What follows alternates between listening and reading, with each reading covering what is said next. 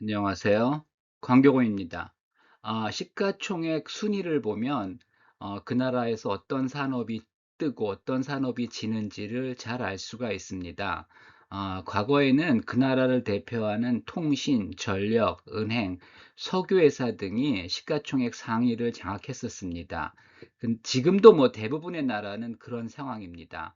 하지만 최근 10년간 미국은 완전히 변했습니다. 그래서 M7을 비롯한 빅테크가 이제 시가총액 상위를 완전히 장악하고 있고요.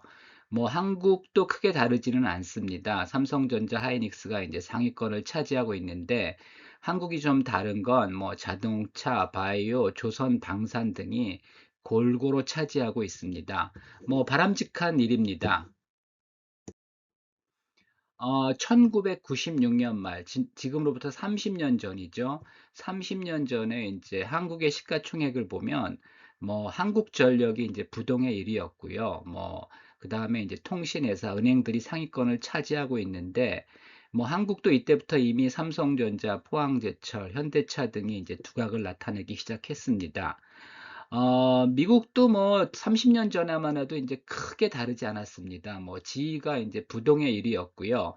그 다음에 이제 유가가 비쌀 때는 그때는 이제 모빌과의 합병 전이죠. 엑손이 이제 치고 올라올 때도 있었습니다.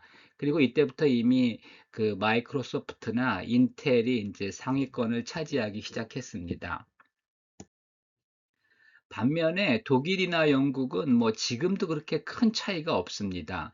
독일은 이제 SAP 소프트웨어, 기업용 소프트웨어 업체인 SAP가 이제 1위를 하고 있다는 걸 빼면은 뭐 전통적인 그 독일의 이제 전자기계 업체인 지멘스, 그 다음에 뭐 보험사인 알리앙스, 그 다음에 도이치텔레콤, 뭐 뮌헨제보험, 도이치뱅크 이런 것들이 이제 상위권을 차지하고 있습니다.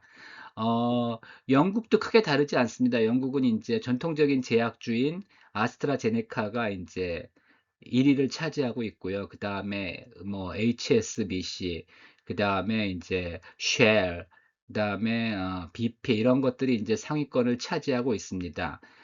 영국이 좀 특이한 거는 다국적 기업, 그러니까 아스트라제네카는 영국과 스웨덴의 이제 합작 기업이죠. 그 다음에 쉘도 이제 네덜란드와 합작 기업이고, 그 다음에 유니레버도 이제 그 네덜란드와 합작 기업이죠. 이런 다국적 기업들이 이제 상위권을 차지하고 있습니다. 미국은 요즘 완전히 바뀌었습니다. 그래서 뭐 엔비디아가 1등인 건 다 아실 거고요. 하여튼 M7이 상위권을 다 차지하고 있고요. 그 다음에 ABG요, 브로드컴이죠. 브로드컴은 이제 M7에는 포함되지 않지만 실질적으로는 이제 M7과 같은 종류의 주식이죠. 이제 반도체 주식이고. 그 다음에 이제 10위 안에 들어있는 게 버크셔 해더웨이랑 이제 일라이 릴리 제약사가 들어있는 게 좀 특이할 뿐입니다. 근데 완전히 상위권은 빅테크가 장악을 하고 있습니다. 중국도 이제 크게 보면 좀 달라지긴 했는데 여전히 뭐 은행이나 뭐 석유 회사들이 상위권을 차지하고 있고요. 하여튼 뭐 1, 2위는 텐센트와 알리바바인 빅테크들이 이제 차지하고 있고 그다음에 이제 10위에 샤오미가 지금 올라오고 있고 그다음에 이제 특이한 거는 4위가 이제 귀주 모테라는 겁니다. 마오타이 만드는 회사죠. 마오타이 만드는 회사가 4위를 유지하고 있는데 중국은 뭐 여러 가지 관시가 있는 나라라서 그 뇌물용 고급 술이 이제 잘 팔린다고 합니다. 그 다음에 이제 한국은 사실은 뭐 미국하고 비슷하면서도 좀 이제 좀 다릅니다. 일단은 삼성전자 하이닉스가 1, 2위를 차지하고 있고요. 그 다음에 이제 현대차가 이제 최근에 보스턴 다이내믹스가 뜨면서 부상하고 있고, 그 다음에 이제 LG 에너지 솔루션도 사실은 뭐 이제 그 빅테크 새로운 기술주 영역에 이제 있다고 봐야죠.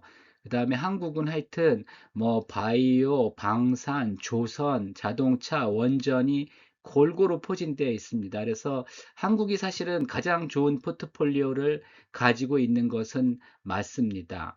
반면에 일본은 이제 도요타 자동차가 부동의 1위라는 걸 빼면은 사실은 뭐 은행, 뭐 통신 이런 회사들이 이제 상위권을 유지하고 있고요. 뭐 소프트뱅크나 하여튼 도쿄 일렉트론이나 어드반테스트 같이 뭐 하이테크 기업들도 뭐 일단은 상위권은 유지하고 있습니다. 하지만 그 미국과 한국과는 상당한 차이가 있는 그런 포트폴리오를 가지고 있습니다. 하여튼 뭐 주요국은 아니지만은 나라별로 또 이제 특출난 기업들이 있습니다. 잘 아시겠지만 대만의 TSMC가 요즘 눈부신 성장을 해서 대만은 뭐 조그만 나라임에도 불구하고 지금 시가총액이 1.77 조 달러에 이를 정도로 아주 막강한 회사로 이제 성장을 했고요. 덴마크도 사실은 굉장히 작은 나라지만 어, 그 노보 노디스크라고 하여튼 비만약 치료제를 이제 개발한 회사죠. 이 회사가 최근에 주가가 많이 하락했음에도 불구하고 하여튼 뭐 엄청난 시가총액을 유지하고 있고요. 그 다음에 네덜란드가 이렇게 하이테크 산업이 발전하지 않은 나라임에도 불구하고 반도체 장비인 ASML 같은 아주 특출난 회사를 보유하고 있고요. 스위스는 전통적으로 이제 작은 나라지만은 제약사가 굉장히 강합니다. 그래서 로슈, 노바티스가 1위를 차지하고 1, 2위를 차지하고 있고 그 다음에 다국적 식품회사인 네슬레가 이제 3위를 차지하고 있습니다. 프랑스가 좀 특이하죠. 프랑스는 뭐 공업 국가이면서도 시가총액 1위는 루이비통이 차지하고 있고요. 2위도 뭐 에르메스가 차지하고 있습니다.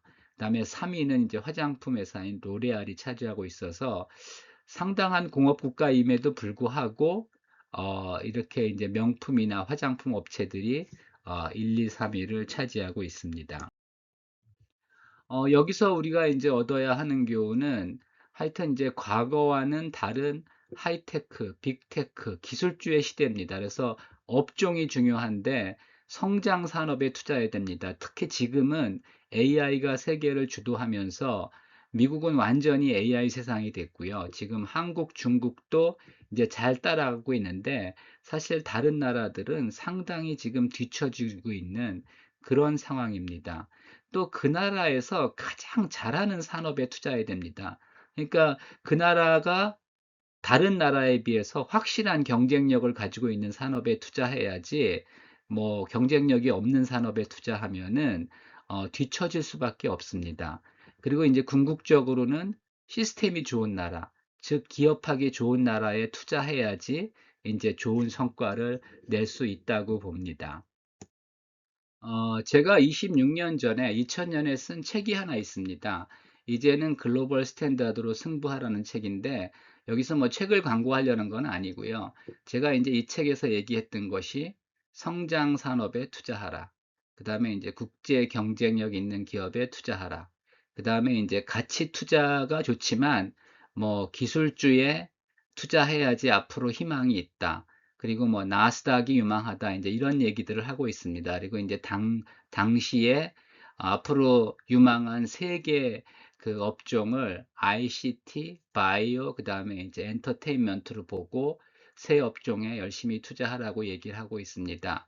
뭐 하여튼 결과적으로 지금 세상은 이렇게 가고 있습니다. 이 책은 뭐 시중에서는 좀 구하기 어렵고요. 이제 도서관에는 있는데 뭐 필요하신 분들은 하여튼 뭐 찾아보시기 바랍니다. 하여튼 결과적으로 앞으로 이제 시가총액 상위를 투자하거나 아니면 시가총액 상위가 될 수 있는 종목에 투자해야 되고요. 그 나라를 대표하는 가장 경쟁력 있는 회사를 투자해야지 좋은 성과를 낼 수 있다고 저는 믿습니다. 참고하시기 바랍니다.